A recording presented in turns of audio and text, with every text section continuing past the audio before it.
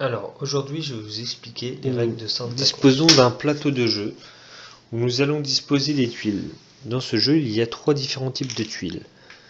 Nous allons avoir les tuiles donc côtières, donc qui sont bleues, rondes, qui seront disposées face visible sur les emplacements correspondants. Nous allons aussi avoir donc des tuiles volcans qui sont oranges, qui seront disposées face cachée sur les emplacements correspondant donc au volcan. Nous en avons un principal sur l'île principale et nous avons des tuiles rectangles qui sont des tuiles en règle générale de chemin, enfin bref, qui seront disposées elles aussi face cachée. Nous allons aussi avoir des jetons oiseaux qui sont numérotés de 1 à 3, qui seront des points de victoire en fin de partie. Donc nous allons disposer face cachée sur le plateau aussi. Nous aurons des petits pions qui symboliseront quand nous passerons les 50 points sur la piste de score qui se trouve ici. Donc chaque joueur disposera de 2 phares, 3 églises et 8 maisons, ainsi qu'un marqueur pour justement le score. Alors le premier joueur se mettra sur 0 points, le deuxième sur 1 point, le troisième sur 2, le quatrième sur 3. Donc comment on joue à Santa Cruz? Nous avons 4 decks de cartes. Ces decks de cartes sont marqués par des lettres, donc A, B, C, D.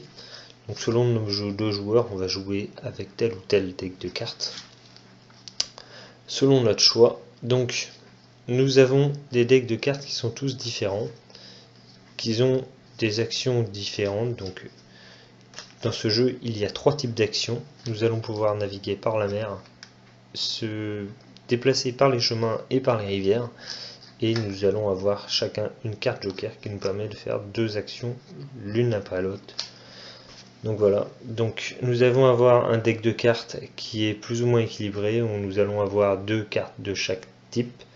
Nous allons en avoir d'autres qui navigueront plus avec des navires, d'autres qui iront plus sur les chemins de terre et d'autres qui iront plus par les rivières. Alors, comment on joue? Chaque joueur jouera une carte de son deck et donc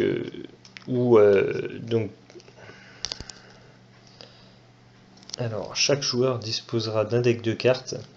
Alors il y a 3 actions différentes dans ce jeu. Il y a l'action navigation, donc naviguer avec des bateaux, ce qui va nous permettre d'aller sur n'importe quelle tuile non occupée bleue. D'accord. Donc quand nous construisons, nous avons des règles de construction. Quand nous avons une tuile phare, il va falloir y placer un phare. Sachant que nous n'en avons que 2, nous pourrons en placer que 2 sur tout le plateau. Quand il y a une église, il faudra faire une église, et quand il y a une maison de dessiner dessus, il faudra faire une maison. Le numéro indiqué dessus est le nombre de points que l'on obtient dès qu'on construit la tuile. Quand nous construisons une tuile, imaginons que je fasse donc une carte bateau, je vais construire une église sur mon église, j'obtiendrai les points de victoire correspondants et je dévoilerai les tuiles adjacentes. C'est-à-dire qu'ici il y a un chemin, donc je dévoilerai celle-ci. Ici il y en a un autre, donc je dévoile cette tuile. Au joueur suivant, voilà, le jeu va se dérouler comme ça. Donc il y a des règles de construction pour chaque type de carte. Donc les navires, je l'ai expliqué, vous pouvez aller n'importe où sur le plateau. Vous avez après les cartes chemin. Donc les cartes chemin, c'est le même principe. Donc ici vous avez une maison, donc vous allez jouer une carte chemin et vous allez placer votre maison sur la carte correspondante là où vous voulez aller. Donc soit vous allez là, soit vous allez là.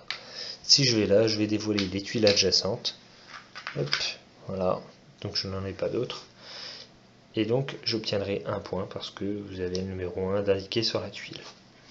Jusque là, rien de plus simple. Vous avez aussi les cartes rivières. Alors les cartes rivières, il va falloir être adjacent à une rivière. Là, actuellement, je ne le suis pas. Donc imaginons que j'ai construit ma première maison ici, avec un bateau, forcément, puisque c'est une tuile bleue, je ne peux pas la construire autrement. Si je pourrais la construire, c'est pas tout à fait vrai ce que je viens de dire, C'est-à-dire que si j'avais une maison ici, je pourrais très bien mettre une tuile chemin pour construire cette église-là. Ça, c'est possible. Donc, imaginons que j'ai construit ici. Je suis adjacent à une rivière. Donc, je peux utiliser une carte rivière. En utilisant une carte rivière, je ne suis pas obligé de construire sur la tuile qui est directement adjacente. Je peux remonter entièrement la rivière pour construire celle-ci, par exemple. Donc, si je veux construire une tuile qui est plus loin, étant donné qu'elle n'est pas dévoilée, il va falloir que je dise que je construise celle-là. Donc, je vais la retourner. En voyant que c'est une maison, il va falloir que je construise une maison. Donc, je vais prendre une maison de mon stock, je vais la poser. Si je n'ai pas la construction nécessaire, c'est-à-dire, imaginons que j'ai utilisé mes trois églises, et que j'ai une église à construire. Alors, je vais donner un exemple. Hop. Je dis que je vais construire cette carte, je n'ai pas d'église, cette tuile, et je n'ai pas d'église. Donc, je vais arrêter mon action là. Ma carte, je l'aurai jouée, mais je ne pourrai pas faire ma construction. En revanche, si c'était bien une maison, et que j'en avais bien dans mon stock, je placerai ma maison ici. Je dévalerai les tuiles adjacentes, c'est-à-dire qu'ici, je suis relié à la rivière, donc je dévoile cette tuile là. Ici je suis relié aussi, je dévoile cette tuile. Ici je suis relié par un chemin, je dévoile celle-là. Et je suis relié par un chemin, je dévoile celle-là. Autant dire que j'ai dévoilé pratiquement tout ce qui va autour. Donc ça c'était l'action rivière, donc je ne suis vraiment pas limité. En revanche, imaginons qu'un joueur ait construit déjà quelque chose ici. C'est-à-dire qu'on va dire que le joueur jaune était déjà passé par là et il a construit une tuile ici. Je peux construire en haut si je le souhaite. Par contre, je ne peux pas construire là où il l'a construit. C'est une règle primordiale, on ne peut pas avoir deux bâtiments de couleurs différentes sur la même tuile. À part, exception à la règle, le dernier joueur peut faire une construction et une seule pendant le premier tour, donc la première partie si vous voulez, sur la même tuile. Autrement, il ne peut pas le faire. Ceci est interdit. Donc, voilà les trois cartes de base. Donc, navires qui permettent essentiellement de construire sur des tuiles bleues. Les cartes rivières qui permettent de construire via une construction déjà faite adjacente à une rivière un bâtiment. Les cartes chemin qui vont permettre d'aller d'un point A à un point B. Ça n'est pas comme la rivière, hein, je ne peux pas dire je vais là. Là, ce sera la première tuile qui vient, par un chemin, forcément. Voilà. Donc, chaque joueur va disposer de 7 cartes, donc, dont un joker à fois double. Donc, certains jeux vont être, comme je vous l'ai dit précédemment, basés plus sur la navigation, donc les terrains extérieurs, certains qui iront plus sur les chemins de terre, d'autres qui iront plus sur les chemins de rivière, et d'autres qui seront plus ou moins équilibrés un petit peu partout. Pour commencer la partie, donc chaque joueur va choisir un jeu de cartes en commençant par le plus ancien, plus 2 objectifs. Donc ces objectifs seront tirés au hasard, donc ça c'est à 4 joueurs on en prendra 2, à 3 on en prendra 3 et à 2 joueurs on en prendra 4. Donc tous les joueurs prendront 2 objectifs et un deck de cartes. Donc chaque joueur prendra connaissance de ses objectifs, j'expliquerai les objectifs à la fin, et jouera en fonction soit une carte construction, donc navire ou rivière ou chemin ou notre joker qui nous permet de jouer 2 fois consécutif mais la même action. Bien, je précise quand même que cette carte là c'est un joker qui nous permet de jouer 2 fois la même action, donc on fera soit 2 fois l'action rivière, soit 2 fois l'action chemin, soit 2 fois l'action bateau. On ne jouera pas une action rivière et une action chemin, ce sera 2 fois la même. Donc chaque joueur aura le choix de jouer soit une carte objectif, soit une carte de construction. La particularité, c'est que quand on jouera une carte objectif, cet objectif sera pour tous les joueurs. C'est-à-dire que je vous prends cet objectif-là. Donc cet objectif est d'avoir de l'or. Donc tous les joueurs qui auront construit sur une tuile où il y a de l'or de dessiné dessus obtiendront 10 points.